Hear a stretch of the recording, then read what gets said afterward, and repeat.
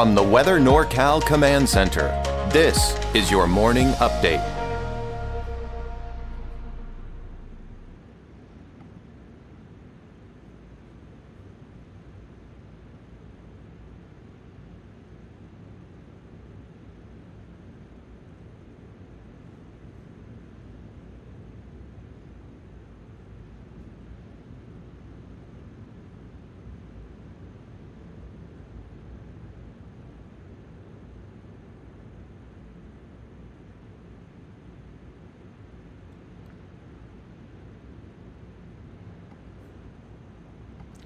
Good morning, everyone. I'm meteorologist Mike Kruger, and I am in my vacation recording this remotely from my vacation spot here in Baja, Mexico, where my family and I are on vacation through this week, as a matter of fact.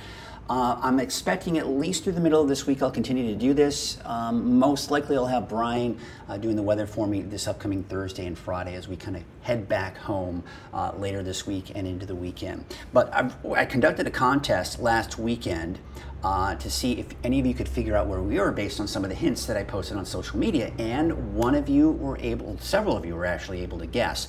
I put you in a drawing as expected, and I've gotten a winner. But you can only find out where that winner is and who the winner is from going to and watching live this morning at 7 a.m. Coffee with Kruger. At 7 a.m. right here in Weather NorCal. You can watch on Roku, Amazon Fire Stick. You can watch from social media on Facebook. You can watch from the weathernorcal.com. And I will be announcing the winner at the top of the show and during the show as well. If you can't watch the live show, all you have to do is go to weathernorcal.com, click on the Coffee with Kruger section, and before you know it, you can find out who the winner is. So I'll be announcing the winner this morning at 7 a.m. live on Coffee with Kruger. I wanted to share with you some of the photos from that trip.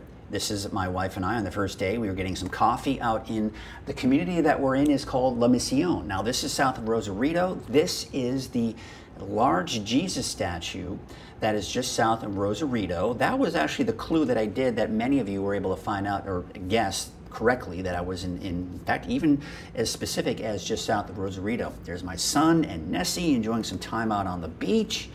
There we are, of course, on Sunday. We had a beautiful brunch in the wine country in Baja. It was a beautiful area, some great food. We really enjoyed it, had such a good time. And, you know, my wife and son love churros. We all love churros. We couldn't find any. There just weren't any in any of the vendors or anything like that. So we went to the grocery store and we made them ourselves. And they were actually very good. Now, I want to continue to remind you that I love getting your photos. Every one of you, I'm sure, love to see the photos. This is courtesy of Steve Koch. This is out in the Durham area of some of the sunflowers, obviously, most likely in the Durham area. So if you want to see your pictures right here in the morning recording or on Coffee with Kruger, on social media as well, all you got to do is go to the free Weather NorCal app and you can share your photos, and you just might see it right here. All right, so let's get you to the weather headlines. I do expect a very hot start to the week for especially the valley. But the good news is there's going to be a cooling trend toward the end of the week. And in fact, a significant cooling trend. We're going to notice temperatures even dropping below 100 degrees, even for the valley. But the mountains still have a chance for thunderstorms. We saw some of those yesterday. I think we'll see them again today, tomorrow, even into Wednesday. And of course, the coast, you're not going to be hot. You're going to continue with the cool weather and, of course, periods of fog as well. So we look at our neighborhood at a glance here for today. Haze, especially to the north, northern Trinity County, Siskiyou County, even Modoc County could see some of that. But notice I've got the chance for thunderstorms in there for Modoc County and the eastern mountains. That'll probably continue into Wednesday. So for those of you that need to get out the door and just check out your forecast real quickly, there you can see how hot it will be in the valley. Later on today, this afternoon, 105 to 110 most likely for most of us in the valley. Now in the mountains, mainly in the 90s, and of course in the mid-60s, low to mid-60s along the coast. So we look at that 7-day trend and look at this, look at the valley. We are dropping below 100 degrees here by Friday, and it even drops down to the low to mid-90s by this upcoming weekend. Take a look at the coast, inland, Weaverville. See those temperatures, mainly inland Weaverville, right, Trinity County, dropping as well. Most likely staying right around 90 for the inland areas here for Saturday and Sunday. And we take a look at your 7-day outlook for Mount Shasta, Siskiyou County, Modoc County, Susanville, Eastern Mountains, you notice the chance for thunderstorms. Now, I don't think those thunderstorms will be as far west as Siskiyou County, so something worth watching. All right, let's get into the fire perimeters. This is looking at the Shelley fire, 15,500 acres. Now, we're looking at 29% containment. And I just wanted to show you, just to kind of give you some perspective. This is the perspective I've been trying to give here. For those of you that live in Scott Valley, you want to know how close that fire perimeter is to you. You can see it is approaching and has been approaching the valley itself. It hasn't made its way into the valley just yet. Now, even though the fire has grown, it hasn't grown a lot, and we're seeing more containment. And I haven't seen much of that growth making its way into Scott Valley. So things haven't changed as far as the overall distance it is from these communities, which is great news to hear. Take a look at this. When I was reporting this last week, these are about the same distances I was reporting. So again, even though the fire has grown, again, not by a ton, we haven't seen the growth get that much closer to that of Scott Valley. Places like Etna, Greenview, Fort Jones, for example. Now, the Hill Fire, unfortunately, we have seen that grow significantly since I last reported last Wednesday. Now at 5,500 acres, a little bit higher than that, and only at about 4% containment. About 8 miles from Willow Creek, 7.3 miles from Burnt Ranch, and about 15.3 miles from Blue Lake. So these are distances that we'll continue to monitor here closely as the fire most likely begins to grow. But the smoke, all things considered, we're not looking at a lot of smoke coming out of these fires. As you get in the grays that you're seeing there, yeah, there might be a little bit of haze, but it's really not all that noticeable. It's not until you start getting into those yellows and oranges that you at least start getting into the moderate haze where you most likely don't even smell smoke, but you're noticing it a little bit more. But really, overall, not a lot of haze and smoke out there as we go into the next 24 hours or so. Now, the wind pattern, we have to look at here are the winds and the humidity and how that's going to impact our fire danger. Okay, so we take a look at this trend that we're seeing, and the trend all season long has been calm winds in the morning and areas of breezy conditions, especially for the valley and some of the higher elevations as well. So we don't like to see that, but at least we're not seeing any major wind events coming through. Now, another thing we look at is the humidity.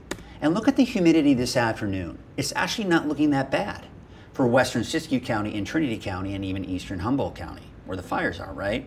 We're at 30, even close to 40%.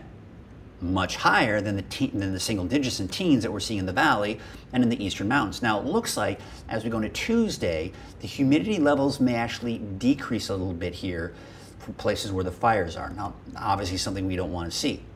So that puts things in better perspective when we're looking at the fire danger.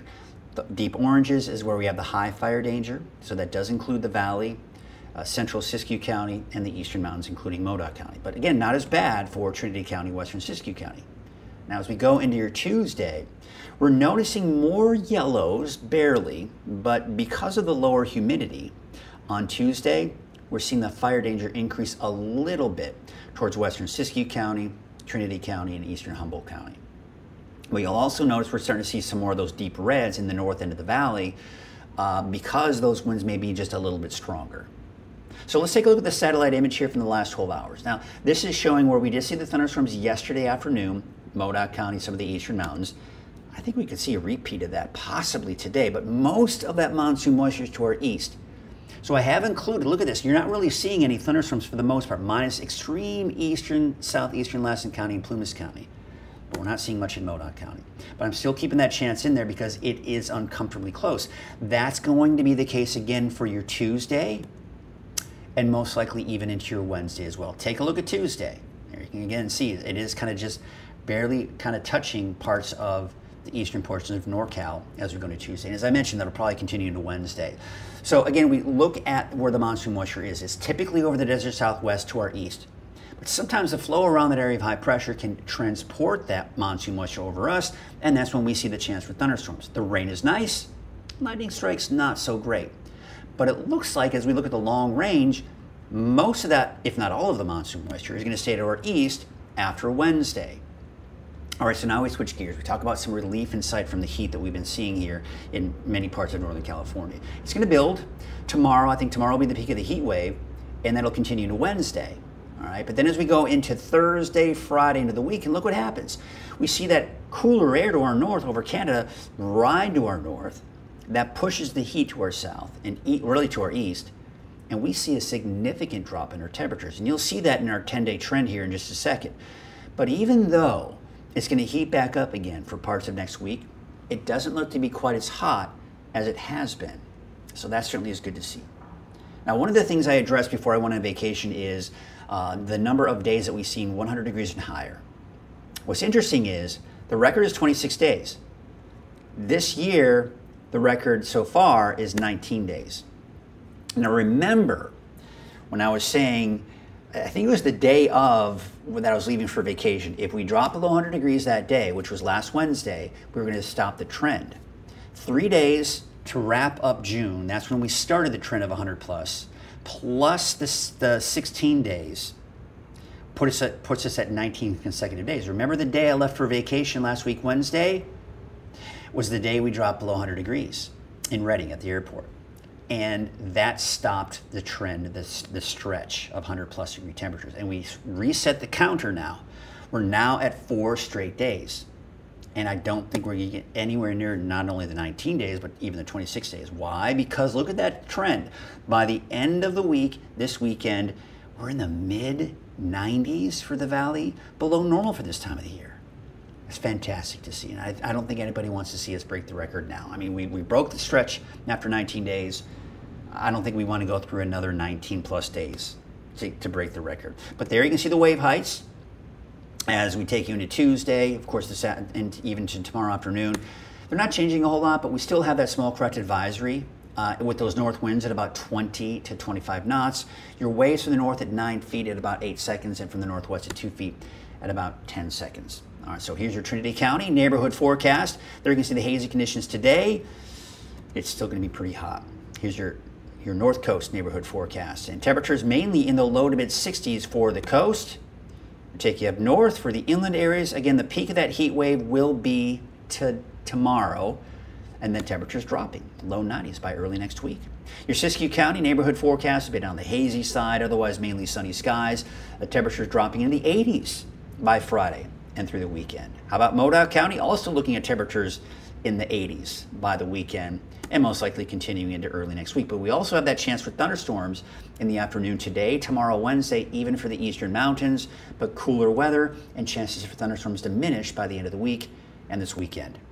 Your Valley neighborhood forecast brought to you by NorCal Tractor. There's the peak of that heat wave. We're going to be looking at the peak on Tuesday, and then it starts to drop, and we're in the low to mid 90s. By the weekend, can you believe it? Low to mid 90s? That's crazy. And of course, that's going to continue, of course, for the Reading area as well, down at 95 on Saturday. And as we take you into your Sunday, we're looking at those temperatures around 96 degrees. That's your forecast for today. I'll be back here at noon to give you the latest update. And of course, before that, Coffee with Kruger at 7 a.m. We'll be announcing the winner for the Where Are the Krugers contest. And of course, I'll be back again for your 6 p.m. forecast. So until then, have yourselves a great morning, and we'll see you again on Coffee with Kruger. If you don't watch live, then I'll see you at noon. We're the locals down the street. The neighbor you come to for advice. A nest egg for the golden years. A loan or a new account for that growing business.